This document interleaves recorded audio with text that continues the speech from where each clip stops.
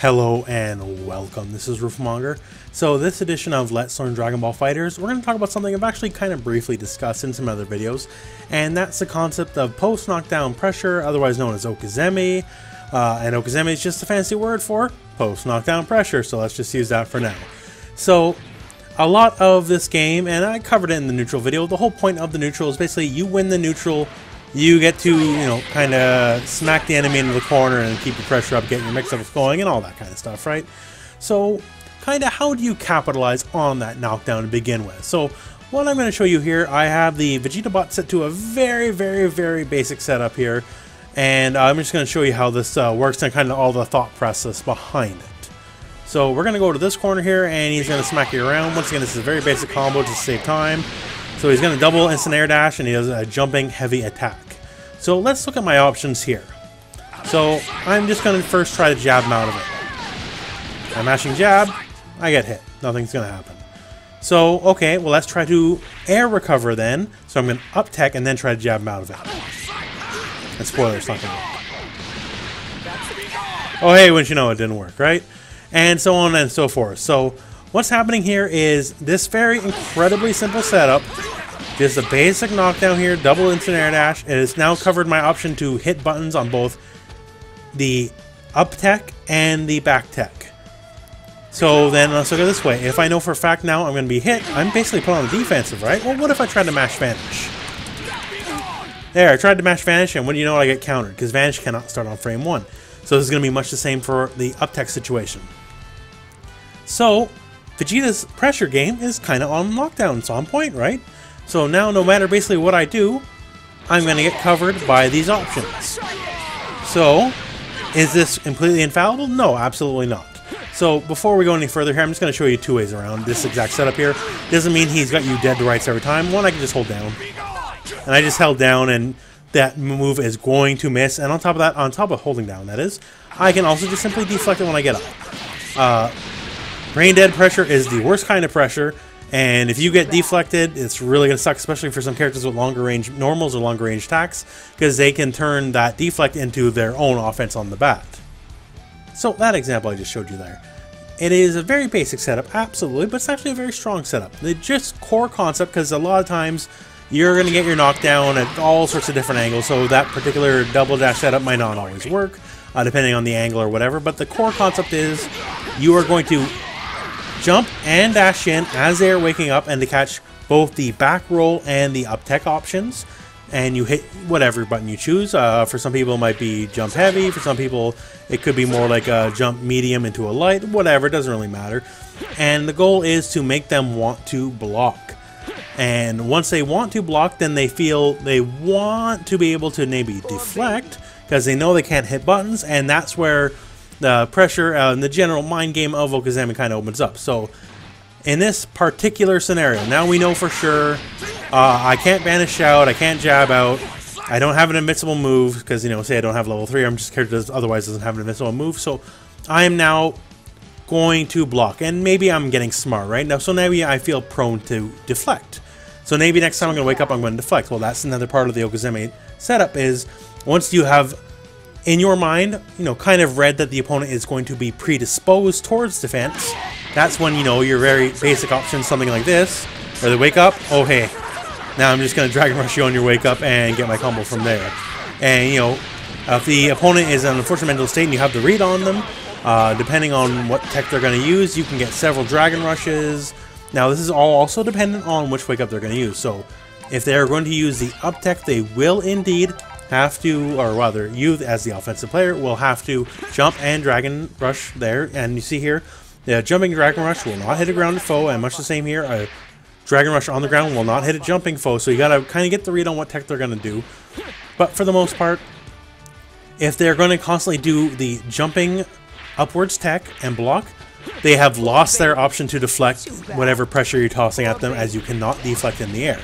So it is advantageous for the defender if you're constantly doing this setup here where you're just kind of doing a very basic instant air dash on their wake up here and forcing them to block, because they can't do anything while they're landing, they won't be able to stick out a button or whatever, they're not going to be able to work out anything, and obviously they can't vanish beforehand. So it makes people want to stay on the ground. It makes people want to back roll. It makes people want to delay tech wake up. As simply put, if you are just going to neutral, or rather the up tech and then just block, you're going to lose your turn. You're just submitting yourself to more pressure, more pressure, more pressure. And as a defender, your only way out is to either create a gap in that pressure, and at which point you can try to vanish out, which, you know, won't work on the initial attack in the setup we are using.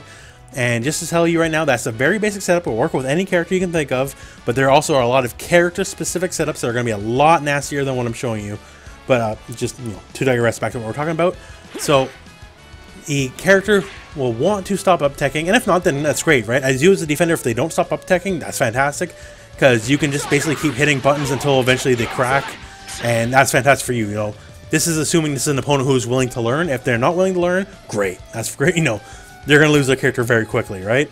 Because they're just going to get their damage and you're going to get free mix every time. But once you are basically literally beating into your opponent's skull the fact that they have to delay wake up or stand wake up, as in the back roll wake up, and then deflect, then you have so many more options. That's when you can go for, you know, dragon rushes. That's when you can delay your attacks.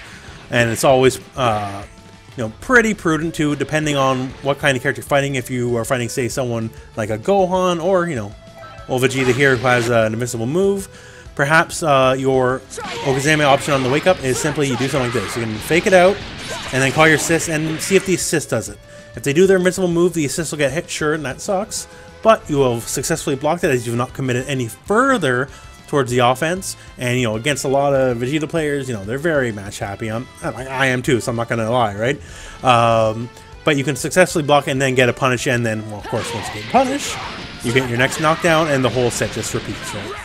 So now that I've walked you through just kind of the very basic setup, which everyone can do, that is being the post dash pressure wake up option.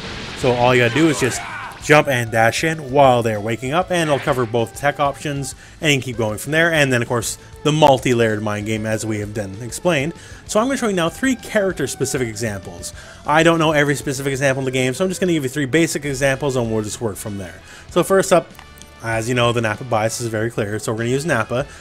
So in Street Fighter, we might call this a frame kill, or otherwise this is just, you know, frame perfect okizeme. So you just get our knockdown. It doesn't really matter what it is. It could be from this.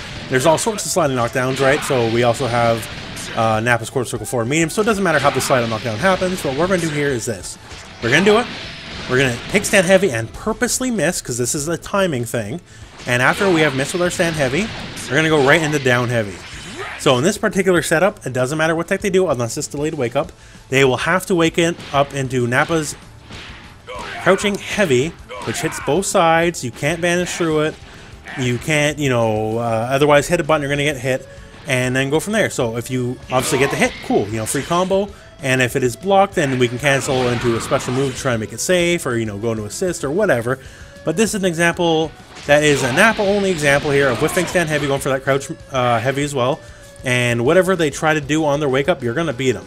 Now, is this a safer option than just a more traditional jump and then kind of, you know, get your jumping heavy in on? Well, it all depends, right? But the one thing here is the jump dash in heavy is subject to manual timing, meaning if you don't get it perfect, and not that it's too difficult, but if you don't get it perfect, you can mess it up. This Nappa one is frame perfect, meaning you don't have to worry about the timing. The timing is basically mathematically done through the frame data, so you'll always have the right timing. So that's one big advantage it has over the general normal setup. So our next example here is Majin Buu. So the example is this. So we're just going to do whatever into a knockdown, does not matter. We're going to wait a split second, and then we are going to do his fat throw moves. So wait a split second, toss it. So once again, this will get both wake up. So if they up tech or back tech, whatever, if they block it, cool, you have massive advantage in front of their face on block. If they delay tech too, the move will whiff, but then it's very obvious and easy to see that the move has missed, at which point you can then start mashing buttons and get them once again on the defensive. So there's basically all advantage, no downside to this setup here. Buu recovers before they can even get up. And if they block it, great. They are completely negative in front of you. You are at an extreme massive advantage. And if the move misses, you know for a fact that you have been just put into a delayed wake up situation, and that's, you know, also not going to work out too good for them because now you can still know what miss and start hitting buttons. Also, in a situation where they wake up deflect, if they wake up deflect it, you can just Dragon Rush them. Because this move, it works with a Dragon Rush, a hit or not, so if you see the deflect, you can just wait a split second, let for that deflect animation and then get a Dragon Rush. And all in all, it's just a fantastic pressure tool. It's all upside, and this is unique to Majin Buu. Our last of the 3 examples I'm going to give you today is with Beerus, and that's just very simply summoning the Orders of Destruction. Get your knockdown, quarter circle forward S, boom. They have to wake up into it no matter what. Doesn't matter how much they delay that wake up, doesn't matter if they up tech, back tech, whatever they're going to do, they simply have to wake up into it. And if they're smart, they're going to block, which, you know, is fine, because Beerus is still an advantage. They can wake up, block, you can Dragon Rush them. If they up tech and block, they're going to fall to the ground immediately, at which point you can Dragon Rush them, or then go for an overhead, call an assist, or... Oh, there's so many permutations here, but no matter what, you have now, just through the act of the knockdown, you have now dominated their wake-up phase. There's basically nothing they can do other than an invincible move, which, you know, if they do have an invincible move, absolutely watch out for it, but Beerus can utterly dominate the foe's wake-up, and thus his okizeme game is incredibly strong. And that covers a lot of the basics of the post-knockdown pressure game in the corner. This is using the slide-out knockdown option. Obviously, this game has true hard knockdown options. You know, old 16 here. He's got a whole bag of tricks, and I made a whole video on it. I'll put at the end of this video here if you want to check out the 16 specific stuff. But yeah, it's such a big part of the game. And generally speaking, the whole game plan is you trying to work your enemy in the corner and just kind of put him in that blender and then go from there. So it's very easy enough just to, you know, jump, dash in, cover both the options with a basic jumping attack. You know, basically everyone can do it. And then as we talk about the layers, you know, if defensive layers, well then I can deflect, well then you can punish my deflect with a Dragon Rush, or you can otherwise bait me out. Maybe you try to bait a reversal with an assist, and there is also all sorts of permutations. But for those of you that are not really keyed into a lot of this stuff, I hope this kind of enlightened you to some of the possibilities. Now this is a very, like I showed you one water droplet in an ocean of possibility, because I could spend like a 10-hour video on this stuff, honestly. There's so much character specifics, that's why I only showed you 3 examples instead of going through like 20 examples. But yeah, it's such a big deal, it's such a great thing, and I hope this all helped not only teach you about the offensive option, but also your defensive options. Because if someone's doing the same thing every single time on your wake up, you can just deflect them and get them out of your face, right? You're not a victim, you don't have to be helpless. Unless, you know, maybe you're fighting Gohan or Cell or something, then it's going to be a lot harder, I'm not going to lie. But still, that said, it's the 2 sides of the coin. Both people, you know, both people got a role to play in there.